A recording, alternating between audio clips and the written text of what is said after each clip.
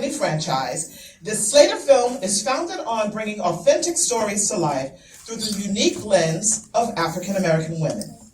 We're proud to have this 36-year-old legacy of the Mahogany card brand as our inspiration and guiding force behind everything we do.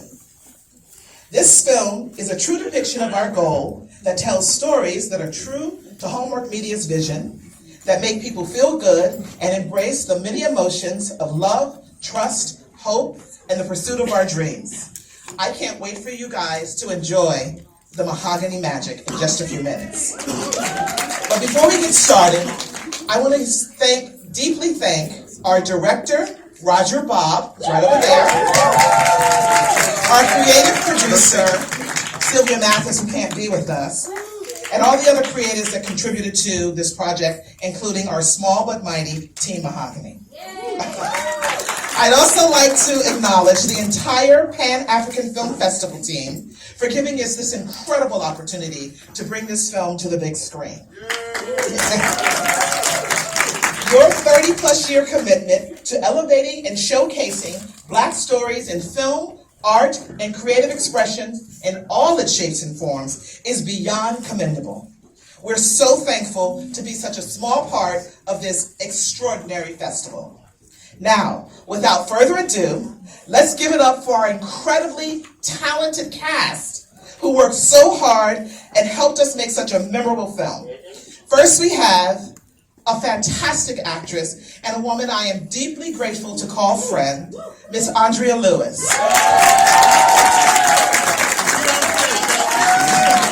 Stand up, girl. Our Jamie, who unfortunately is not here this evening, it stars Mr. Pooch Hall. Please give it up for the incomparable Mr. Stan Shaw, right down here in the who played our Franklin. And of course, the legendary Roz Ryan, who plays Andrea. Thank you. Again, thank you so much for being here tonight. Now please kick back, relax, and enjoy A Nashville Legacy. And be sure to tune in to the world premiere Sunday, February 26th at 7 p.m. on Hallmark Movies and Mysteries. And after the film, stick around for our Q&A. Thank you so much. Enjoy. Not your mama's Hallmark, huh?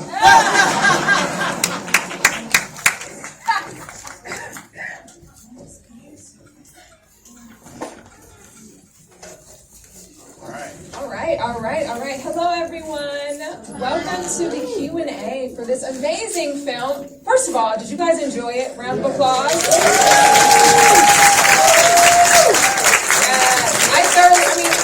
Hallmark films, and obviously the Mahogany brand, they just make you feel so good, right? Like, just so warm on the inside.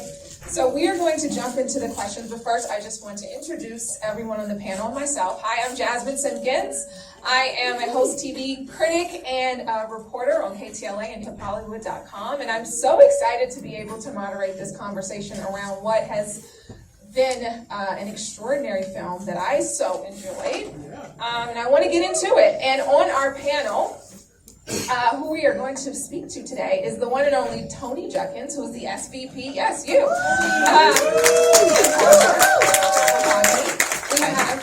We have the director, the amazing Roger Bobb. I can't see everyone in the audience. Oh, yes, the incomparable Roz Ryan. Yes. I was hungry the whole movie. I wanted some soul food. Yes. The one and only Andrea Lewis. And the last but not least, Stan Shaw. Legendary Stan Shaw. All right, so let's jump right into it. How many people have been to Nashville in the room? Round of applause if you've been. Okay, yes. Wonderful city. Fun fact, 100 people a day last year in 2021, I only know this because I work in news, moved to the city of Nashville It is an up-and-coming city. It not only is very cosmopolitan and beautiful, as we saw in the film, but it has a thriving music scene and a thriving musical legacy, and the museum is absolutely amazing. I've had an opportunity to go to the museum on one of my many trips to the city, so I was really excited when I saw this title. I was like, wow, wow, wow, wow. So let's start with the script and why you guys wanted to tell this story. It's almost like a love letter to music, but also to the city of Nashville. Toni, I'll start with you. Yeah, I mean, there were so many reasons why we chose this subject matter as one of the films for Mahogany. And there were kind of multiple things that came together. So first, there are two writers on this. I don't know, is Nina still here? I'm here. Hey, Nina. Nina Weinman, who's one of the writers on the film. And another gentleman, his name is Randall Jansen. And Randall happens to be an acquaintance of mine. But Randall is a music lover. And I knew that I wanted to do something with him, but I need, he's not an AA writer, but he knows a lot about music. And his claim to fame was that he wrote the movie The Doors. And he had been an acquaintance of mine for years. And so I took him to Nashville. I'm like, we went to the museum. And I'm like, Randall, here's all I have. 20 feet from stardom, Nashville Museum, black girls that didn't get their due, black music. And here we are. And that's, the museum was new, and they were eager to partner with us, and it was just so beautiful. I don't know if you've seen the National Museum of African American Music. It's hi-fi, it's digital, it's so beautiful. So we wanted to tell a very rich story that to me was reminiscent of giving people their flowers now and 20 feet from stardom. So that's kind of where the genesis of the idea came from. After a while, we got together. We got a script. The script came in and had great rich music history. It was a little light on the love, so we called Nina in, who's a very seasoned Hallmark writer, and we wanted to wrap this story of music history and legacy in a love story. And that's what we got there. We got a script. We felt that it really fit the Mahogany brand, not only basically was just threading that needle between a traditional Hallmark movie and something that is really rich in African American history and made for us, by us, particularly to elevate the stories of love and pursuit for African American women. And, Andrea had been a friend of mine for years, and Roger I've worked with for years, and I reached out to them, and we had, as they say, a go picture. Roger, you did a beautiful job. Yes. Beautiful Yes. job. Yes. You guys could do better than that. Roger,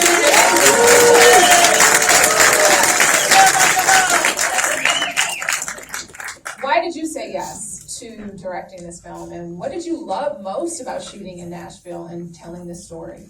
Okay, well, first of all, when Toni Judkins calls you, you say yes. That's number one. I gotta say before I go on, I know that we have a lot of content creators here, and Hallmark Mahogany is a go-to place. They treat their talent very well behind the camera, in front of the camera. They have great budgets, so I would just strongly recommend you get into that Hallmark Mahogany family. Now, having said that, Roz and I worked together years ago on this great sitcom, The Ricky Smiley Show. So when I found out she was involved, that was a plus for me. And Andrea, Berry Hall. And then when I found out about Andrea, and then we talked about it, and I just thought, this she's just so warm, right? Yes. It's like you love her, and she's got such great looks. I mean, her looks just kill me. And then, of course, you got the OG down there, Mr. Cool. Mr. Shades inside still. So it was just a great cast. It was a great cast. It was a great script. We got to shoot in Nashville. We got to shoot in Birmingham, Alabama. And so it was just a perfect storm of just good stuff to make a good movie. And I'm glad you liked it, and I'm glad you're still sitting here. Yay. So thank you. Yes. Roz, I want you to bust down to song. Okay. Yeah, there we go. Vocals, they're amazing. I don't mind. Go ahead, Shirley. I did Dream Girls with Shirley. I know you did. Yes. How much did you love playing Olivia? I loved her. But the thing is that when my agent called and said it, I went home and I opened up the script and I saw Roger Bobb. And I called my agent and I said, I haven't read it yet, but yes. Roger Bobb, one of the greatest directors Yes. in my life. In my life. I know what I'm talking about, leave me alone. But that was one of the main reasons. Then when I read the script, I was like, oh God, I'm gonna eat this. because seriously, when I was 16 years old, I won a talent show in Detroit, the WCHB talent show. I was still in Detroit. I was still in high school. But my cousins, two of my cousins, Toni and Zita and I, we used to sneak in the clubs and sing for free. And one day my Aunt Dorothy and my dad came in and snatched us out. So I could relate to that part. But as soon as I finished high school, my parents got behind my career 100%. One of the reasons I really loved doing this was I had the time to meet everybody, hair, makeup, costumes, and to bond with everybody. And everybody was so cool, really cool. And I miss Punker, where's she at? She's on my next movie. She's currently in Alabama I right love now. Punkin. Yes, she's great. Yes. That's Miss Sylvia Mathis, who was our Sylvia. producer Yes, Miss Sylvia. on this. So Toni, thank you. You're very Thank welcome. you. This was a true pleasure. And all those department heads are black too, right? Yeah, well, Hello. Hello. Can I just say something about that? You know, one of the things that some of you have heard me say this before is that when the CEO, who I adore, we worked together at TV One, when she called me and offered this opportunity to me, you know, I told her this is going to be like ready Hallmark, get ready Hallmark for this because this is going to be a FUBU experience. Yeah. Right? This is going to be for us by us, and there are a lot of you know challenges and you know a lot of kind of restrictions that we've had in the past that I'm like, okay, we have to figure out a way to move past it so that when African American women and viewers come to a Mahogany film, that they know that it's for them. Mm-hmm. It's not that it's a script that can have been written for anyone, staged anywhere, and just plop in black actors. This had to have that level of authenticity, and it goes all the way down to, you know, scripty, sound, but definitely department heads for things like hair and makeup and wardrobe and music. We had a multi-Grammy award-winning composer, Carvin Harris, on this, who based on, I'm so fascinated by this. Literally in the script was just the words, lonely as a cloud. He wrote the music, he wrote the lyrics. You know, it went from just a couple of words on a page. So it has to have that level of authenticity so that when viewers see it, that it rings true for them. And that's what this journey is. I love that. And you have beautiful actors. The one and only Andrea Lewis. Talk about playing Naima. She was just cute as a button. The wardrobe was amazing. I just loved her. I loved Naima. I really did. I think when I read the script, I texted Toni right away because I was like, this reminds me of 20 Feet from Stardom, which is one of my favorite documentaries. If you guys have not seen it, it's about the journey of background singers.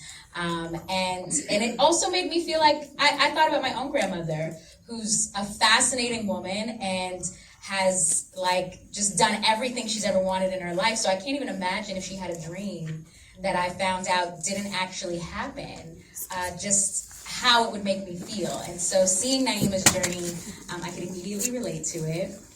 When Toni calls you just make time. I'm sorry, you just gotta clear your schedule. That's just the way that goes. And I didn't know Roger before this, but I knew of his work.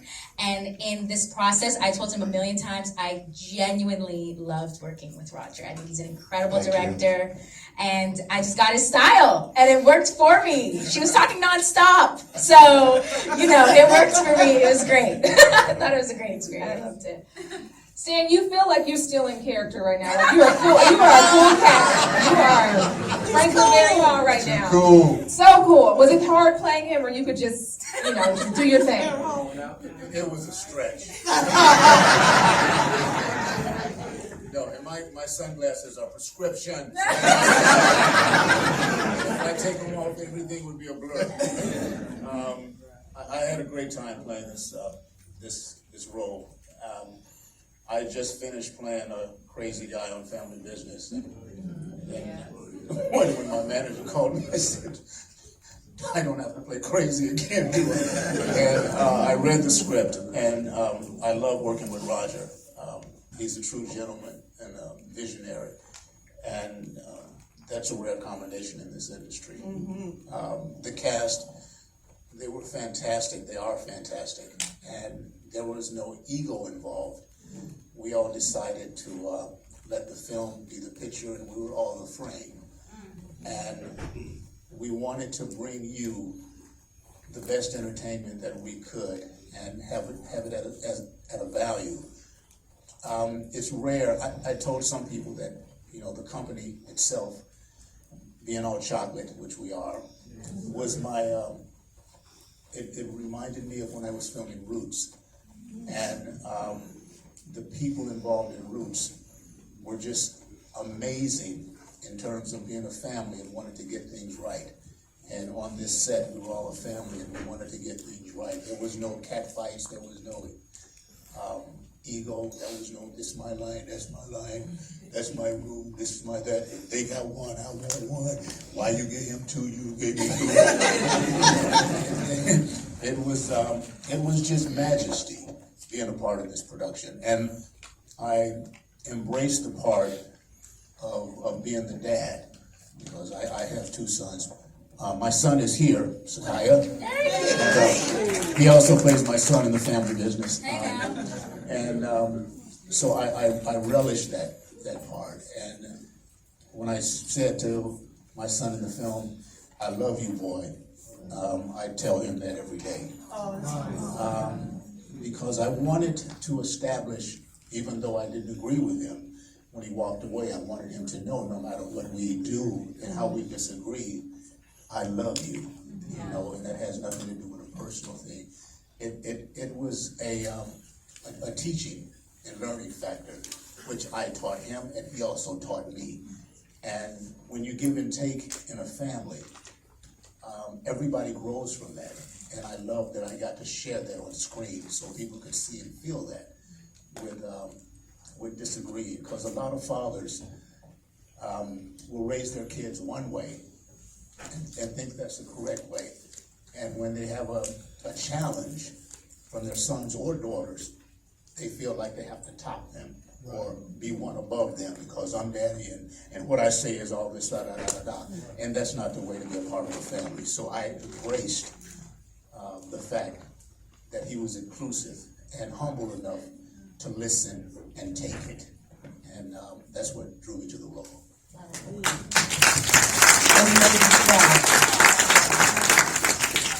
Since this film is about and is to me an ode to Black girl groups and R&B music, I'm curious, and we'll start with you, Toni. Do you have a favorite R&B group of the 60s, 70s, or even a current R&B female group? And both. Never gonna get it, yes. Bob is my favorite. Yeah, but listen, let me say this. We had this really strange thing, or just fortuitous thing that happened.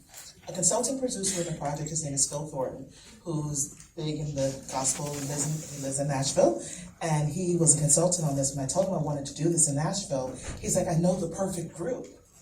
And the three girls that, now follow me here, the three girls that play the girls in the group, the girls in the movies who can't sing, are actually the girls that sang the lead song.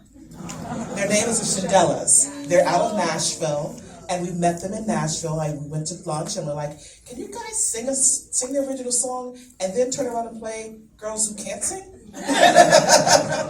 And they have that sound. They style themselves after girl groups of the 50s and 60s. As you can hear, they have incredible voices. It all came together magically. Even Kurt Chambers, the country singer, so much amazing music, amazing performers in Nashville. So we're really grateful for our other producer, Phil Thornton, to help pull it all together for us. I love Phil. He's actually a friend of mine. Oh, excellent. Shout out to Phil Thornton. Okay, Roger, what's your favorite R&B girl group? I gotta go with Destiny's Child. I bet you got That's your still tickets yours? for, My bad. Anybody selling tickets?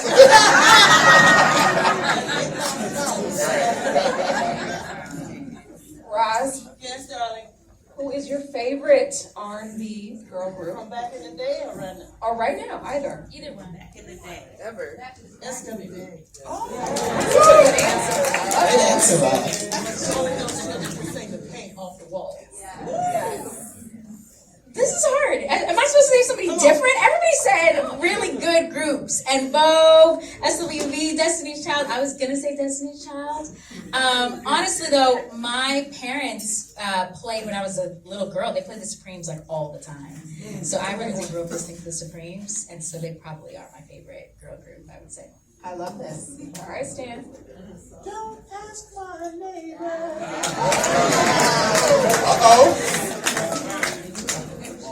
I love that. So Toni, now you have to get a playlist together that will accompany the film when it comes on Sunday, February 26th on Hallmark Movies and Mysteries. That's correct. That is correct. You guys make sure you watch it. Thank you so much for sitting through our Q&A with the amazing cast. Thank you. And before we go, can I just give a shout out, please, to I see a couple of cast members here from our holiday film, The Holiday Stocking. Thank you for coming through. Thanks, I see Chief. Dad. And, I see where's you there, BJ? BJ. I see Hey, BJ. Yes, sir. Thank you for supporting Hallmark Mahogany Sunday, 7 p.m. Hallmark Movies and Mysteries. Thank you to my amazing cast and director. And thank you for the Pen African Film Festival.